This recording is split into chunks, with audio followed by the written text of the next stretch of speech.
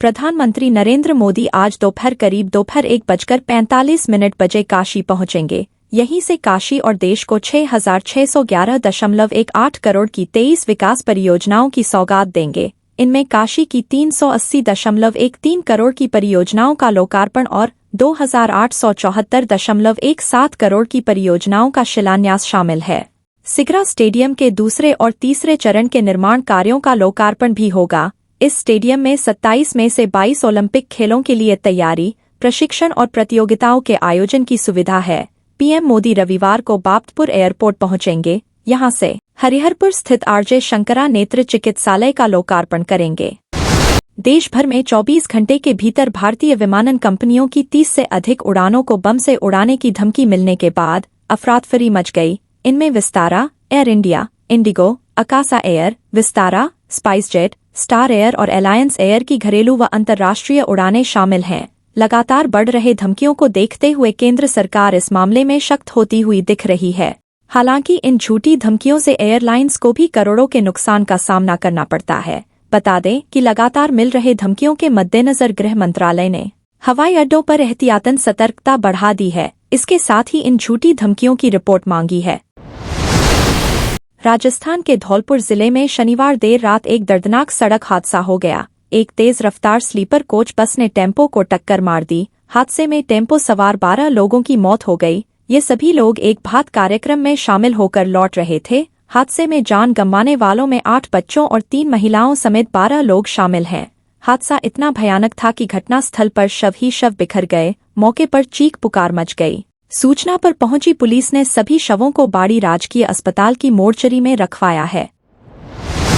Bharat cricket team ने सभी विभागों में अच्छा प्रदर्शन करते हुए ACC emerging Asia cup T20 में चिर प्रतिद्वंद्वी पाकिस्तान को 7 रन से हराकर अपने अभियान की शुरुआत की। शीर्ष क्रम के शानदार प्रदर्शन से भारत ए ने 8 विकेट गंवाकर 183 रन बनाए। तिलक वर्मा ने 35 गेंदों पर 44 रन की पारी खेली। प्लेयर ऑफ द मैच तेज गेंदबाज अंशुल काम्बोज, रसिक डार सलाम और निशांत सिद्धू के आगे पाकिस्तान ए टीम 7 विकेट पर 176 रन ही बना पाई। भारतीय कप्तान तिलक वर्मा ने टॉस जीतकर पहले बल्लेबाजी का फैसला किया। अभिषेक शर्मा और प्रभसिमरन सिंह ने पहले विकेट के लिए 68 रन की साझेदारी निभाई।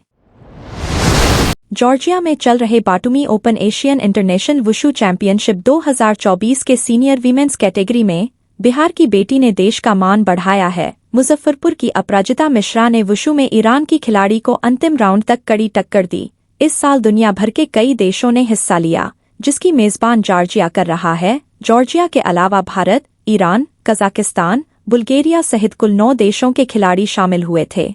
रविवार को हुए वुशु के फाइनल में अपराजिता मिश्रा का बड़ा मुकाबला ईरान की खिलाड़ी से हुआ। इसमें काफी संघर्ष के बाद अपराजिता मिश्रा ईरान की खिलाड़ी से अंतिम राउंड में हार गईं, जिसके बाद उन्हें सिल्वर मिला। उज्जैन स्थित महाकालेश्वर मंदिर में महाराष्ट्र के मुख्यमंत्री एकनाथ शिंदे के सांसद पुत्र श्रीकांत शिंदे को गर्भगृह में प्रवेश के विवाद में मंदिर समिति की ओर से कार्रवाई की गई है। इस कार्रवाई के चलते एक अधिकारी को हटा दिया गया है। मंदिर प्रशासन ने शनिवार को जानकारी दी कि दर्शन व्यवस्था के प्रभारी विनोद चौकसे को इस लापरवाही के लिए उनके पद से हटा दिया गया है। साथ ही 3 सुरक्षाकर्मियों को कारण बताओ नोटिस भी जारी किया गया है। साथ ही भविष्य में ऐसी घटना न हो इसके लिए सख्त निर्देश भी जारी किए गए हैं। रोहिणी के प्रशांत विहार इलाके में रविवार को धमाके की आवाज सुनाई दी। धमाके की आवाज सीआरपीएफ स्कूल की दीवार से सुनाई दी। धमाके के बाद धुएं का गुबार भी दिखाई दिया। डीसीपी रोहिणी अमित गोयल ने बताया कि एक्सपर्ट को बुलाया गया है। रोहिणी के डीसीपी अमित गोयल ने बताया कि धमाके के कारणों का पता लगाने के लिए एक्सपर्ट्स को बुलाया गया है। फिलहाल यह स्पष्ट नहीं है कि धमाका किस प्रकार का था और इसका स्रोत क्या है। डीसीपी ने कहा कि विशेषज्ञ टीम ही स्थिति की विस्तृत जानकारी दे पाएगी। Crime branch special cell special staff सब मौके पर जा रहा है। पाकिस्तान की खुफिया एजेंसी आईएसआई ने दीपावली के आसपास पंजाब में बड़ी घटना को अंजाम देने की साजिश रच रही है। इसके लिए आतंकी गैंगस्टर गठजोड़ की मदद ली जा रही है। कनाडा में रहता आतंकी गुरपतवंत सिंह पन्नू और पाकिस्तान में हरविंदर सिंह रिंदा की मदद से आईएसआई लगातार पंजाब में ड्रोन के माध्यम से हथियार भेज रही है। हाल ही में फिरोजपुर के सीमावर्ती क्षेत्र में सीमा सुरक्षा बल बीएसएफ की ओर से बरामद की गई 1.180 किलो RDX भी इसी का हिस्सा थी। पुलिस सूत्रों ने दावा किया कि यह खेप ISI द्वारा पाक तस्करों को मुहैया करवाए गए 4 अमेरिकी हेक्साकॉप्टर ड्रोन के माध्यम से गिराई गई थी। अमेरिकी उद्योगपति एलन मस्क ने एक बार फिर इलेक्ट्रॉनिक वोटिंग मशीन EVM पर सवाल खड़े किए हैं। मस्क का कहना है कि वोटिंग मशीनों से चुनाव में धांधली होती है। उन्होंने मतपत्रों से चुनाव कराने की मांग की। उनका कहना है कि मैं खुद तकनीक से जुड़ा हूं, यही वजह है कि कंप्यूटर प्रोग्राम पर अधिक भरोसा नहीं कर सकता, इसे हैक करना आसान है।